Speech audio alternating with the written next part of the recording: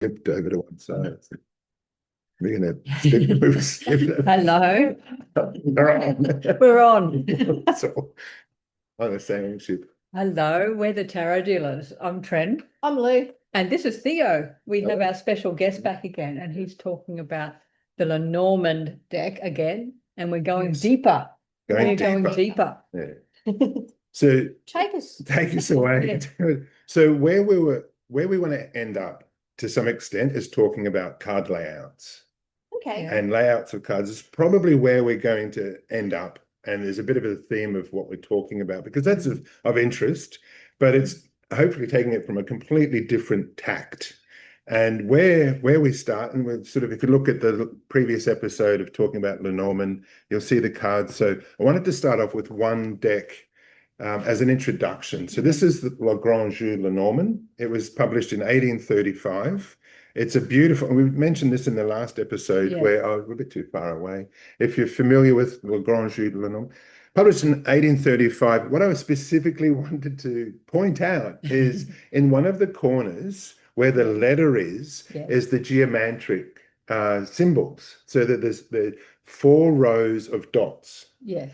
And in an aspect, where does that dot system come from? Now, we're sitting in 2026. We know what geometria is, and we can recognize those 16 symbols. But what are they doing on a 1935 deck of cards that are a conglomeration of all this knowledge of Lenormand? So you've got how we can do this. You've got the letter and the geometric card in the corner. You've got your astrology. You've got your myth here. Sorry, for those that are listening, I'm actually just pointing to the cards. And then you've got your corners, you've got your flower decorations. But what we're specifically talking about is the geometric figure. Yeah. This is a French card deck. It's really interesting. So where do we find that? Where would have they got that information from?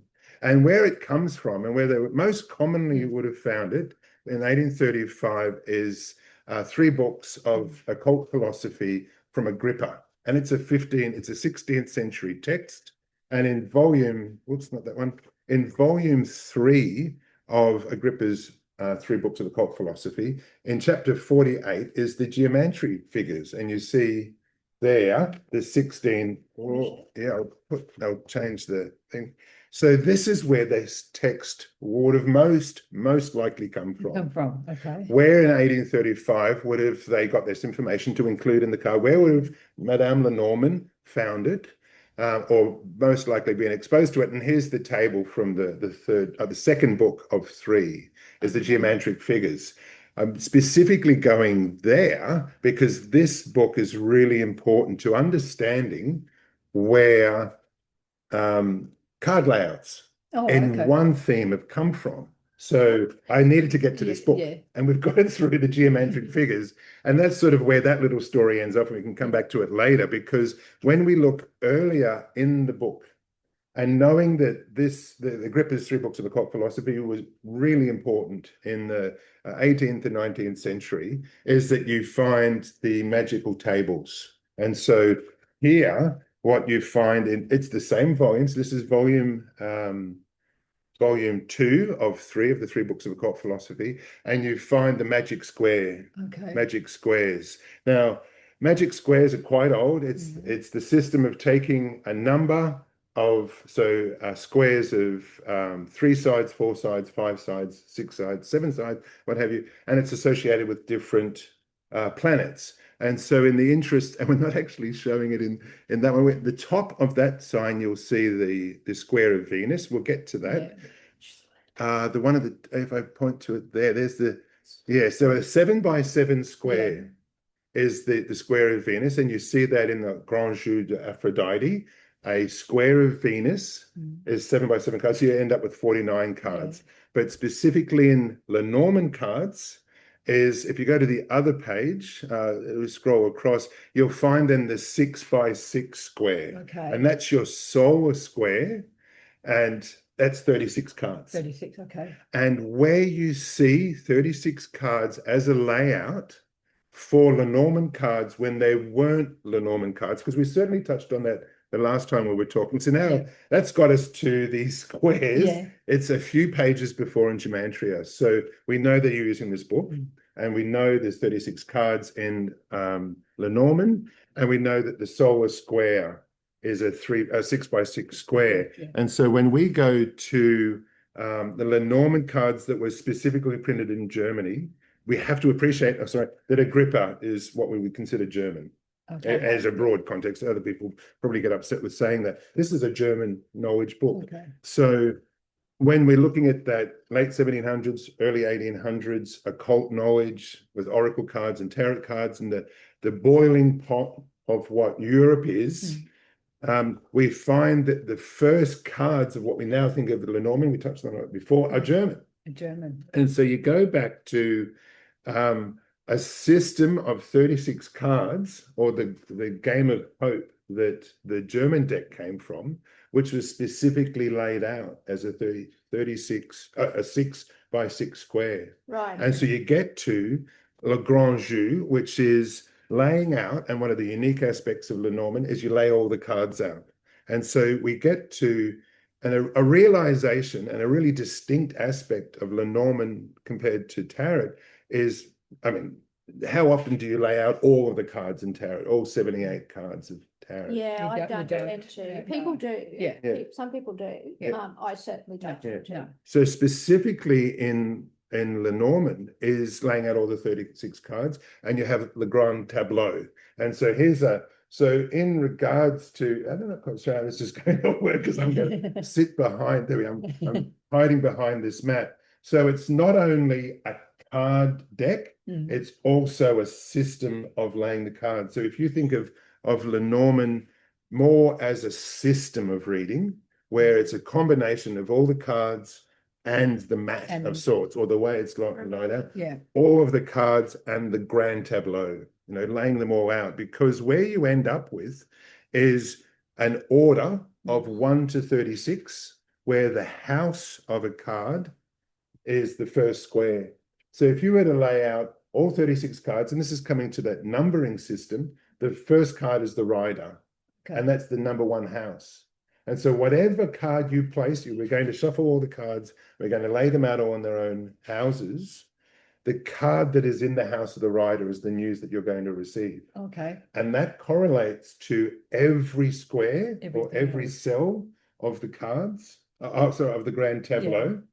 And so there's this system of correspondence. Is this going to work? I just lay it against my chest, sort of thing, so that you can see that the system of the cards are the cards in the houses, and then how the houses relate to each other. And you've got a square. And so what's really important is the bottom, and we're talking about dawn in the last episode with the sun card. Yes. The 31st card of the German deck in the grand tableau is the sun. So here's the sun radiating from the bottom corner like a dawn. Because 36 cards are a solar deck in this system. It's a 6x6 deck. So this is why is Lenormand awesome for daily, really practical aspects, is because at the basis of it is a solar energy, which radiates like a dawn from the bottom corner through everything. If you think of the sun, on our planet, everything comes from the solar energy. Photosynthesis, turn the sun off and we're going to become a frozen ball, sort of thing. So in regards to energy in every system, it comes from the sun. That's why we end up with a heliocentric aspect. So there's fundamentally understanding where the aspects of card layout came from in this period is through Agrippa's book.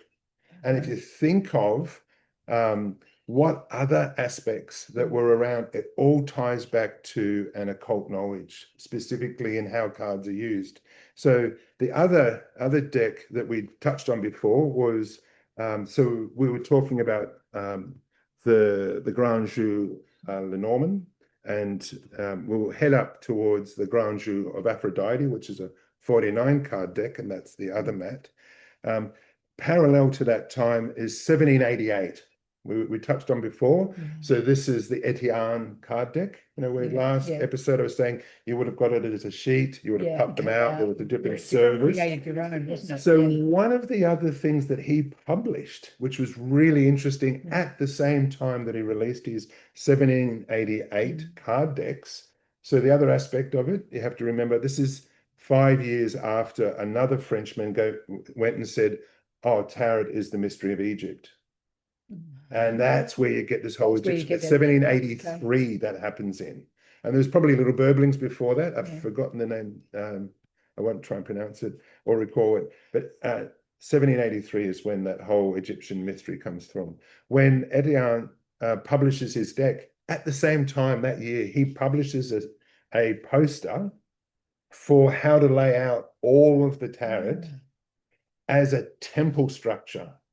So this is the temple of Memphis. And so where we're going to immediately jump to now is Masonic knowledge of Europe at the time.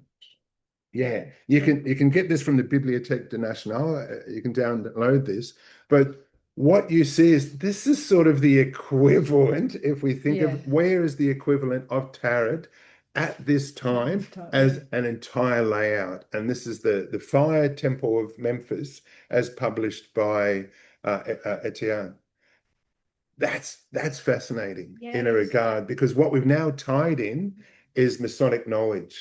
Now, if we're going to look at what this represents, so, we were representing the soul aspects of the grand tableau of Lenormand.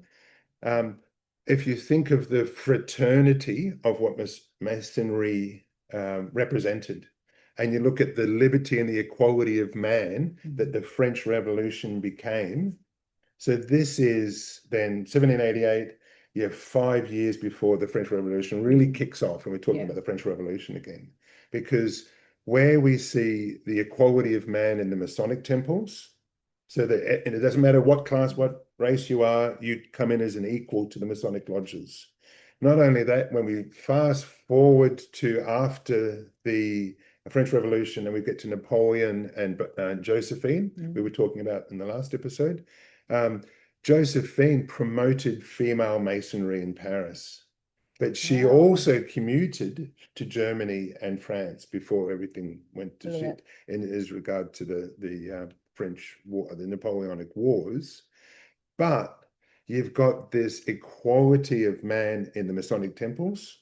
You've got the equality of man in, I say man in a very broad sense, in the French Revolution. When you think of the French Revolution, one of the things that we're fighting for was liberty. And equality. And you see that laid out in tarot cards, where 1788, they're representing that the pathway and the structure of the temple, as far as the grand cards are revealed for the tarot in France, was part of that. So here's a structure of a temple that you could enter into using tarot cards. As you know, like you think of the journey of what the major arcana are.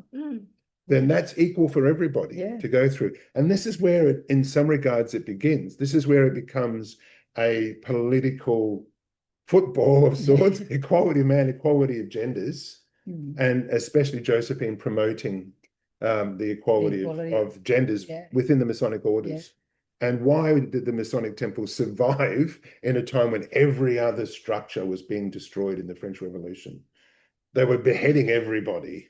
But yet, especially in the Napoleonic era, the spread of Masonry as a temple of equality, we're talking about probably triggering a number of what you think this Masonry is. But if we just look at it from a French Revolution perspective of liberty of man, liberty of the genders and what have you.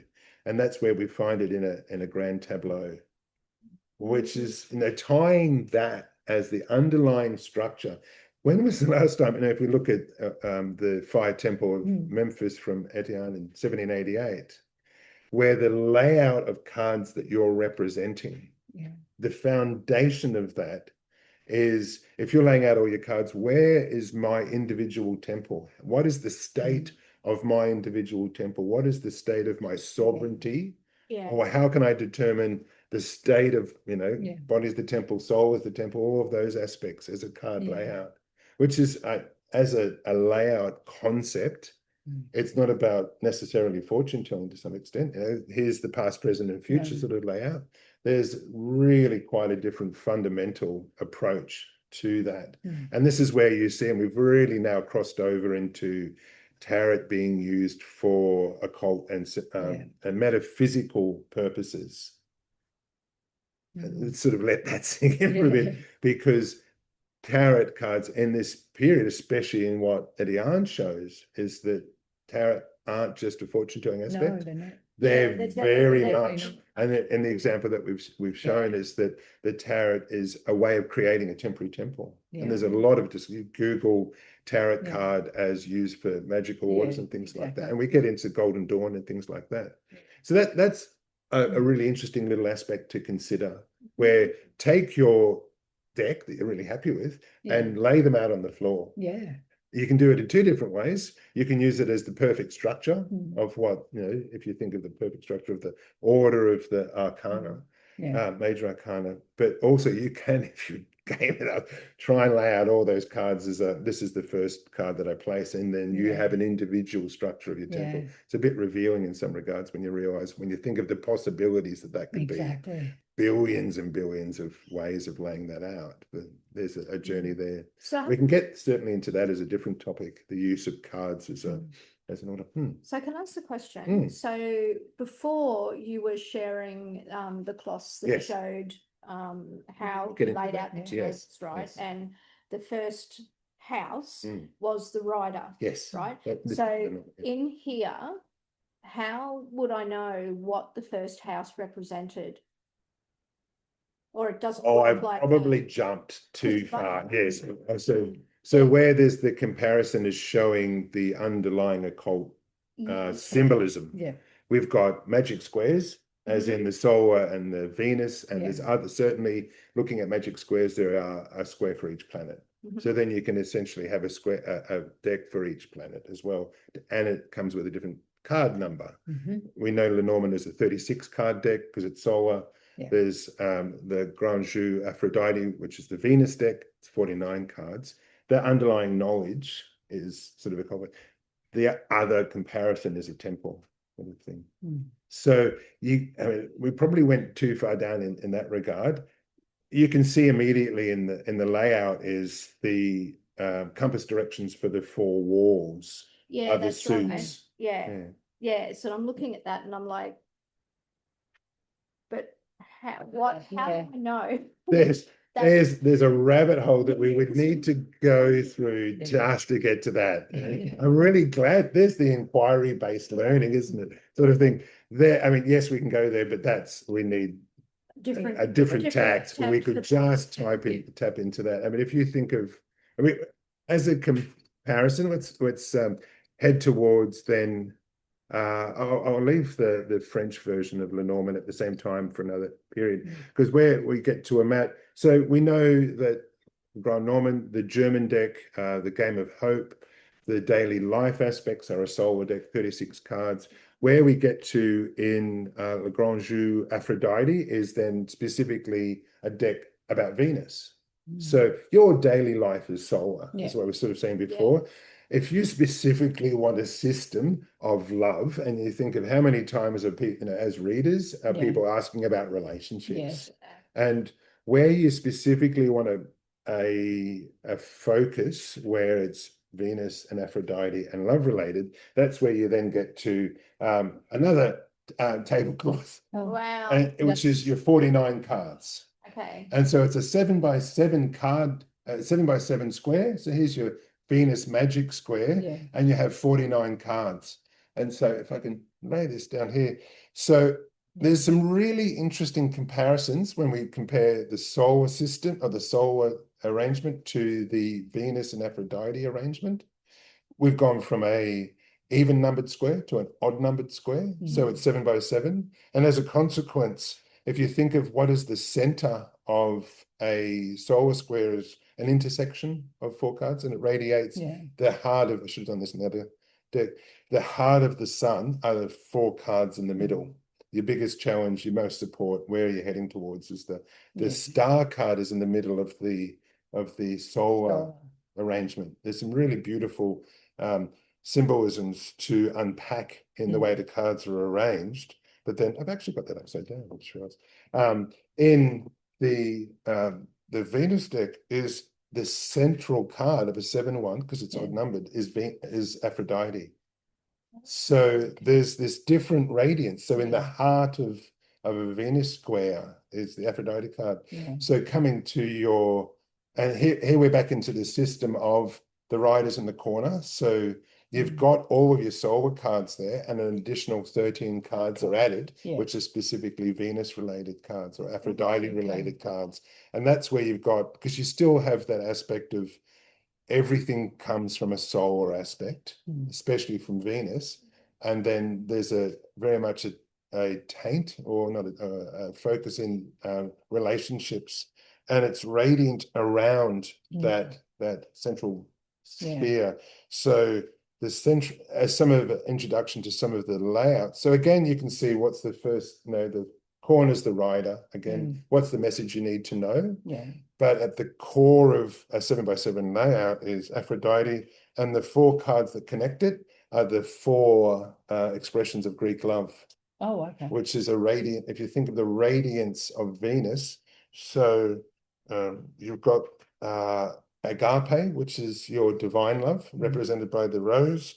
You've got the dog card, represented as loyalty and faith. I've forgotten the word for it. I have to pick up the deck. La maison, or the house, representing storge, your love for your family.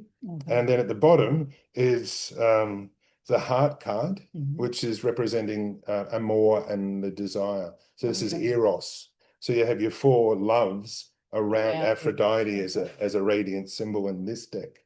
So you can see where different aspects of Aphrodite are expressed using the Venus card. But again, you can see as a card layout that the system is based on magic squares. And that's a solar square. You can get a Mars square, and there's a Mercury square as well, which is 8x8. But then you just get into insane, because when you think about 78 cards laid out, sort of thing, you're not doing a half an hour reading a Grand Tour de Mercury as such. So there's a little bit of a quick run through, I suppose, given we're trying to make it a bit shorter, of a different history and a different perspective and a different usage of card layouts as well, but where the underlying structure is actually a mystical or occult structure to them as well. Interesting. So that hopefully it all started exactly. It's really, so it's not just the one, like we just focus on, say, the Rider-Waite and the Celtic Cross. It's not. It's just like there's no limits, is there? No. Well, I mean, this is and this is like a specific very specific way of being, and it's actually really helpful, because when people go to different readers, you know, like you can compare a reader like in terms of like, oh no, she didn't do this, she didn't do that, or he didn't do this, they didn't do this, and yet there's probably a lot of theory behind what that reader is doing and why they're doing it. Right? So that whole understanding. And I love how these particular cards bring in all the astrology. Specifically for these cards. I love that. And then listening to what you were saying there about the 49 table and having all the 4 corners, for want of a better way to say it, of Venus and the types of love. Which it's what it's about. Really. There's more going on in that. There's radiances around. And then there's Mercury, and then there's the things that you said, and I'm like, it's helping me understand the astrological piece better. You know, I'm like, oh wow, never thought about that. Oh, I can see why they say that now. You know, so. Well, if you look at it's really helpful. Tying in the astrological signs with tarot and the deacon walk, and how you've got 12 signs and 10 degrees a decan. And so there's 3 signs, you end up in 36 deacons for your soul, I think. And so the deacon walk is taking, so there's attributes of tarot cards to each deacon. And you can follow that through the year, and you have 10 days with each card. Yeah, like perfect for timing, right? Yes. When we're looking Oh, at timing, yeah, you know, and things like that. So what is a deacon? I've not heard of that. Oh, so it's an astrological term. You're familiar with the 12 signs of the zodiac? Yes. And you know that they're 30 degrees? Yes. And so divide that by 3 and you get 10. Okay, get So 10. every 10 is a deacon. Yes, is a deacon. So there's angelic associations with each deacon. So an angel or a demon looks after each deacon. There is a tarot card association with each deacon. And you can there's a correspondence table you can certainly pull up, or you can Google it, sort of thing, search for it online. Yeah, so for argument's sake, what the fuck's happened here? Upside down. What would, like, do you want a major or a minor, or what?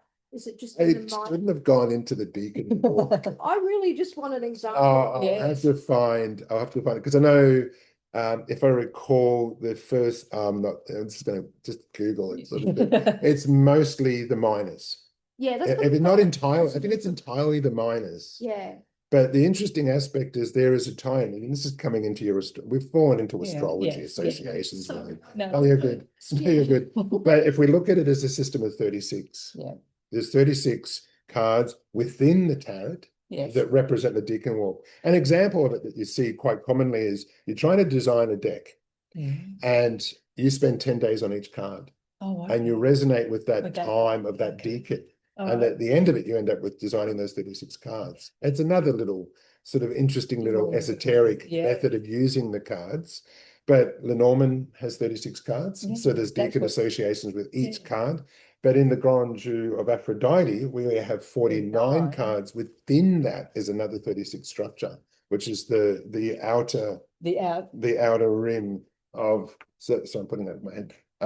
The outer rim of the 36 cards that make up a pattern is the deacon walk as well. Yeah, so that astrological, if you look at it as, and we're again looking at, I mean, if we come back to the temple aspect, you're entering into the temple. Yeah. As this is, and all the mysteries of what the tarot is, and it's an experiential, it's an action-based relationship to the cards. So the deacon walk is like a calendar across the entire year. Absolutely, yeah. That I get. I just didn't know which one was which. We have yes, so and I could have printed out a chart for you. That's all right. We're really involved with the Tarot Guild of Queensland as well, and in one of our chapters, there's a lady who comes periodically and she speaks into the deacons all the time. So if you want to know more about that, come along to one of those and have a listen, because she was really helpful in, like, I knew it was there, but I didn't understand that it was specifically tied to the term deacon and what it it's very much an astrological term. And it's quite fascinating and interesting to see how the Lenormand in this particular deck anyway has the astrology tied. Exactly. How the tables can also have that connected in there. And it's in the tarot, right? So there's this theme that's always been there, but not necessarily this awareness of it being there. Revealing. Yeah, like it is a revealing, because like you say, lots of people, just to generalize for a second, look at the cards as prediction or fortune telling or whatever that may be.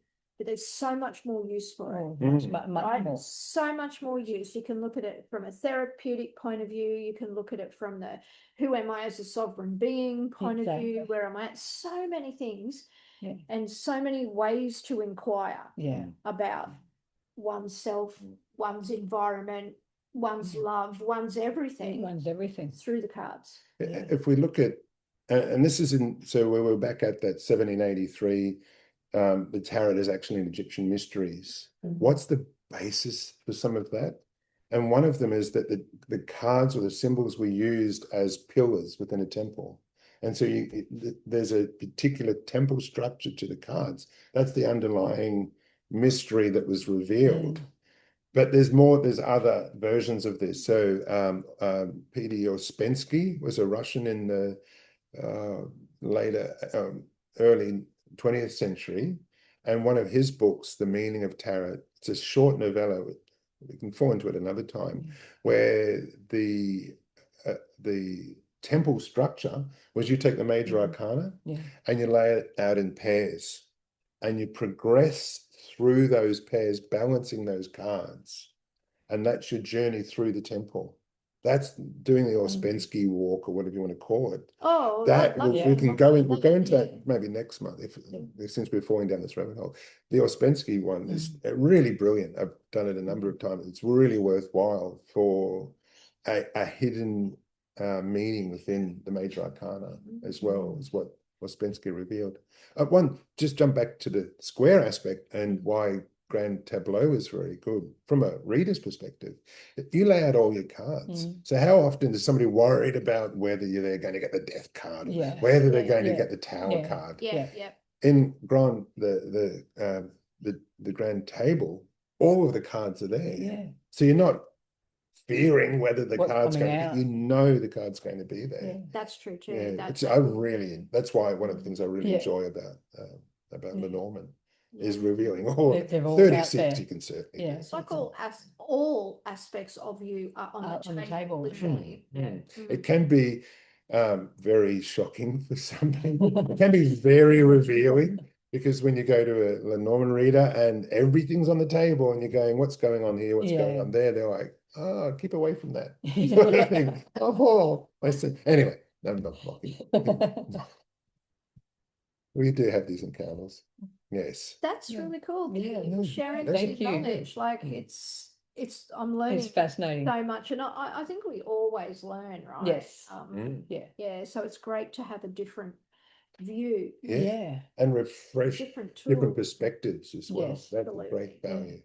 To break that, I think I know everything and now I'm bored. Thing which, there's this pathway that you go through to some extent in learning things, and then going, hey, if this episode's done one thing, it's like, I didn't know that. Exactly. There's a different, hey, is that true? Let's go and explore it. Sort of thing. Absolutely. Especially when you tie in that tarot came from mystical orders, Golden Dawn.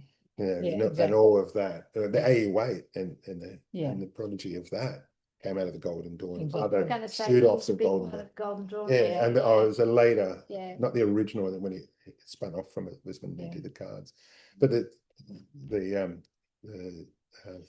cloth deck, apparently that's a spin-off from Golden Dawn to the OTO. And that's central to OTO. And again, another comparison, we'll get into it in another episode, is how you can lay out the cards, the Major Arcana, on the Tree of Life. There's a bit, there's a rabbit hole for another time. Cliffhanger at the end of the episode as such. Oh no, they've touched on that. What will happen? Well, we really hope you've enjoyed this episode.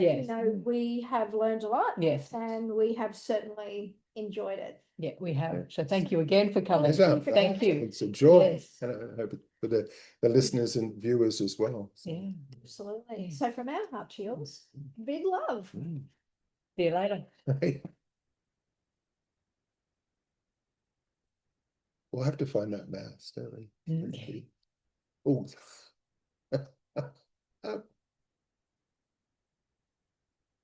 Now we just realised